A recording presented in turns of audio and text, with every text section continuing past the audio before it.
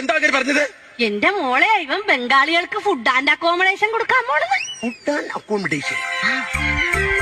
Food എനിക്കറിയാം, ഞാനിങ്ങനെ പിള്ളേരൊക്കെ പറഞ്ഞ് കേട്ടിട്ടുണ്ട്. ഫുഡ് എന്ന് പറയുമ്പോൾ ആഹാരം, ഈ അക്കോമഡേഷൻ എന്ന് പറയുമ്പം ഇതിലൊഴിക്കുന്ന എന്തെങ്കിലും കറികളാണോ?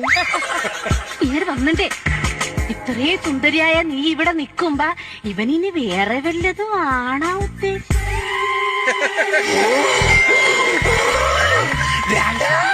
ഞാൻ കോളേജിൽ പഠിക്കുന്ന സമയത്ത് റോഡുകളിലൂടെ നടന്നു പോകുമ്പോ ചെറുപ്പക്കാരന്റെ മുഖത്ത് നോക്കും, പക്ഷെ നോ അക്കോമഡേഷൻ. ഞാൻ ബസ്സിൽ കയറി യാത്ര ചെയ്യും, കണ്ടക്ടർ കാണും, ഡ്രൈവർ കാണും, പക്ഷെ നോ അക്കോമഡേഷൻ.